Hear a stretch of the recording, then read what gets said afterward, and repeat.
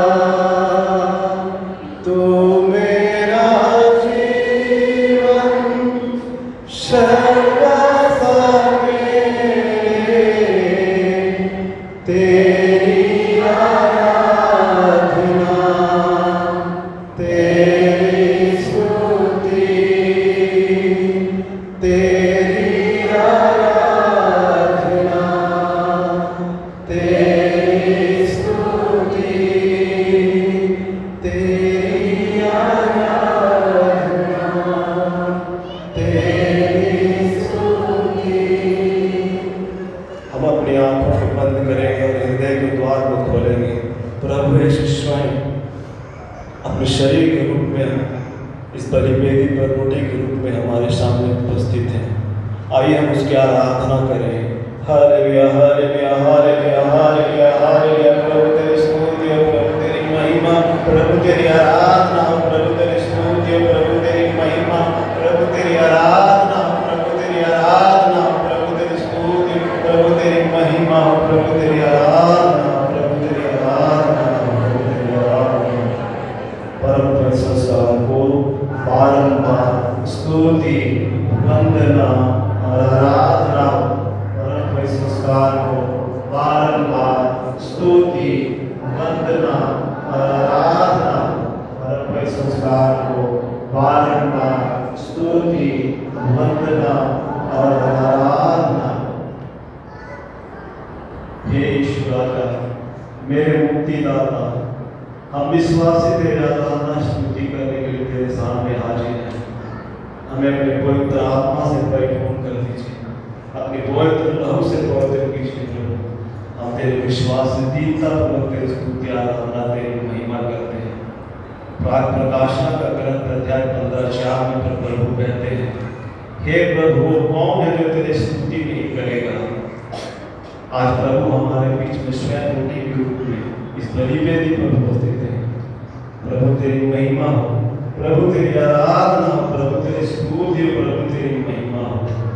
इस 40 साल की उपवास प्रार्थना तभी साकार हो पाएगा जब अपने दुख देने वालों को क्षमा करें, अहंकार, घमंड, क्रोध, पाप को त्याग कर एक नया जीवन जीने का संकल्प में।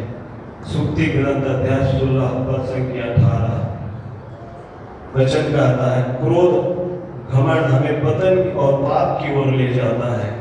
प्रवक्ता का ग्रंथ अध्याय 10 मनुष्य का घमंड इससे प्रारंभ होता है कि वह ईश्वर का परित्याग करता है, अपने सृष्टिकर्ता से विमुख हो जाता है, क्योंकि हर पाप घमंड से आरंभ होता है। जो घमंड और पाप करता है वह अभिषिक्त है। आइए ईश्वर से हमसे प्रार्थना करें, अपने पुराने पापों को फेंक दो, एक नया मनोभाव धारण करो। प्रभु हमें क्षमा करना सिखाया है। स्वयं प्रभु यीशु आकाश पृथ्वी के बीच क्रूस पर टंगे थे, लहू से लथपथ थे, दर्द पीड़ा से करहा रहे थे, फिर भी उन्होंने अपने सताने वालों और अपने दुख पहुंचाने वालों की प्रार्थना की, हे प्रभु इन्हें क्षमा कर, क्योंकि ये नहीं जानते कि ये क्या कर रहे हैं।